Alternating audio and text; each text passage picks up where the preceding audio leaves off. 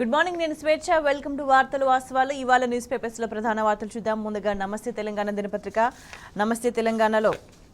రాజముద్రపై అరాజకీయం అంటూ మనకి ప్రధాన వార్త కనిపిస్తోంది చార్మినార్ను తొలగించడం హైదరాబాదీలను అవమానించడమే అన్నారు కేటీఆర్ రాజకీయ కుట్రతోనే చిహ్నంలో మార్పులు రాష్ట్ర ప్రజల ఆత్మ గౌరవాన్ని దెబ్బతీయొద్దు సోనియాను బలిదేవత అంటూ రేవంత్ రెడ్డి చేసిన విమర్శలను ప్రజలు మర్చిపోలేదు ఉద్యమకారుల్ని పొట్టన పెట్టుకున్న Congress BRS working president KTR fire Charminar వద్ద బీఆర్ఎస్ నేతల నిరసన అంటూ మనకి ప్రధానంగా వార్త కనిపిస్తుంది ఇక నెక్స్ట్ చూస్తే చిహ్నంపై పీచే ముడంటూ ఇంకో హెడ్లైన్ చూస్తున్నాం అధికారిక చిహ్నం మార్పులపై తెలంగాణ వాదుల నిరసన వివిధ వర్గాల నుంచి వ్యతిరేకత నిర్ణయాన్ని వాయిదా వేసిన కాంగ్రెస్ సర్కార్ అసెంబ్లీలో చర్చించాకే తుది రూపు అంటూ రేవంత్ వ్యాఖ్యలకు సంబంధించిన మన వార్త మనం చూస్తున్నాం చర్చల దశలోనే ప్రభుత్వ లోగో మార్పు రాష్ట్ర గీతంగా జై జై హే తెలంగాణ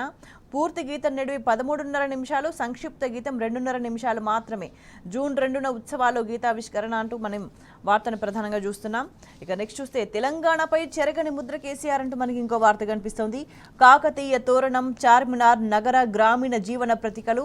రాచరిక చిహ్నాలు అన్నది ఒక తొంపు అంటూ దేశపతి శ్రీనివాస్ వ్యాఖ్యలు మనం ఇక్కడ చూస్తున్నాం రేవంత్ రెడ్డి బలం బలగం ఎవరే ఉంటారో అంటూ కూడా క్వశ్చన్ మార్క్తో మనకి ఇంకో హెడ్లైన్ కనిపిస్తుంది ఇక నెక్స్ట్ చూస్తే అవి వారసత్వానికి ప్రతీకలు అంటూ కాకతీయ కళాతోరణం చార్మినార్ రాచరిక పోకడలుగా చూడకూడదు రాచరికం అంటూ వ్యతిరేకిస్తూ పోతే ఏ దేశానికి కూడా చరిత్ర మిగలదంటూ రాజముద్ర చిత్రకారుడు లక్ష్మణ్ ఏలే చేసిన వ్యాఖ్యలు మనం ప్రధానంగా ఇక్కడ గమనించవచ్చు ఇక నెక్స్ట్ చూస్తే లోగో మార్పు పిచ్చి ఆలోచన అంటే ఇంకో వార్త చూస్తున్నాం కాకతీయ తోరణం చార్మినార్ తొలగిస్తామంటే మరో ఉద్యమం బీఆర్ఎస్ హనుమకొండ జిల్లా అధ్యక్షుడు దాస్యం వినయ్ భాస్కర్ అంటూ మనం వార్తను గమనించవచ్చు ఇక ఇక్కడే వారసత్వ చిహ్నాలను ఎలా తొలగిస్తారు అంటూ కూడా ఇంకో వార్తను మనం ఇక్కడ గమనించవచ్చు ఇక నెక్స్ట్ ఉద్యమకారులకు 250 గజాల ఇంటి స్థలం ఇవ్వాలి అంటూ ఇంకో వార్త చూస్తున్నాం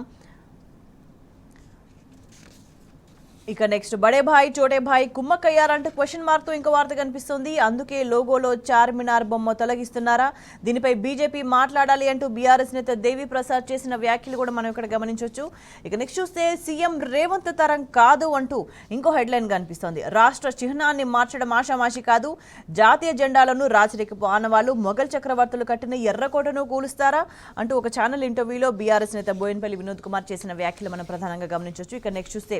వాన వస్తున్నది విత్తనం ఏది అంటూ మనకి ఇంకో వార్త కనిపిస్తోంది 10లోగా ఋతుపవనాలు 11 నాటికి తెలంగాణ అంతటా నైరుతి విస్తరణ చల్లని కబురు చెప్పిన భారత వాతావరణ శాఖ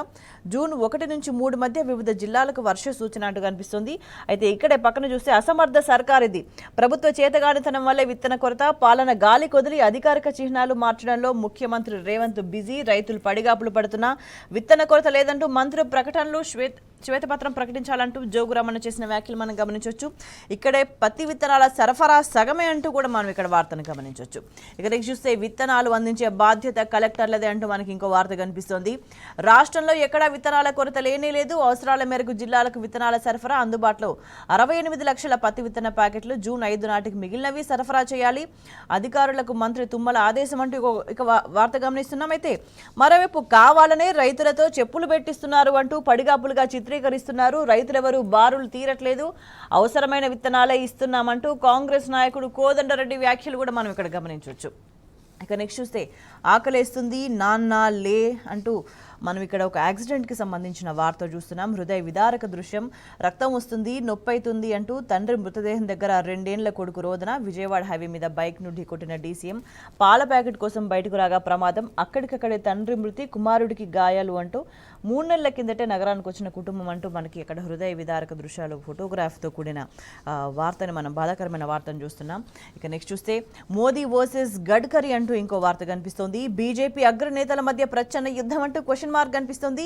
గడ్కరీని ఓడించేందుకు మోదీ షా పావులు వారికే చెక్ పెట్టడానికి నితిన్ ప్రతివ్యూహం ఎన్నికల రిజల్ట్ను బట్టి ఎలా వెళ్లాలో ప్లాన్ ఆర్ఎస్ఎస్ నాయకత్వం ద్వారానే ముందుకు అంటూ జాతీయ మీడియాలో పెద్ద ఎత్తున చర్చ అంటూ మనకి ఇంకో వార్త కనిపిస్తోంది ఇక ఇక్కడే 7 దశల నిరాశ అంటూ సుదీర్ఘ పోలింగ్ కలిసి వస్తుందనుకున్న బీజేపీ కానీ 400 సీట్లు వస్తాయని తొలుత గప్పాలు తొలి దఫా నుంచే మారిన పరిస్థితులు సర్వేలో ప్రతికూలత క్యాడర్లో నిస్తేజం ఒత్తిడిలో మోదీ అందుకే విద్వేష వ్యాఖ్యలంటూ రాజకీయ విశ్లేషకుల అంచనా అంటూ మనం ఇక్కడ వార్తను గమనించవచ్చు ఇక నెక్స్ట్ చూస్తే కొంప ముంచిన 7 దశలు అంటూ కూడా మనకి ఇక్కడ వార్త కనిపిస్తుంది ఇక తుది అంకానికి లోక్సభ పోరు అంటూ నెక్స్ట్ వార్త చూస్తున్నాం ముగిసిన ప్రచార పర్వం రేపు చివరి విడత ఎన్నికలు 57 స్థానాలకు పోలింగ్ జూన్ 4న ఫలితాల వెల్లడి అంటూ కనిపిస్తుంది వార్త.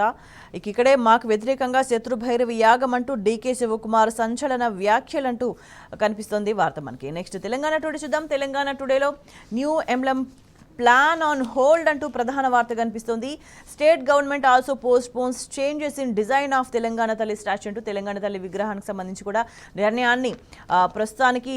వాయిదా వేసుకున్నట్టుగా దానికి సంబంధించిన వార్తను ప్రధానంగా ప్రచురించింది తెలంగాణ టుడే దినపత్రిక.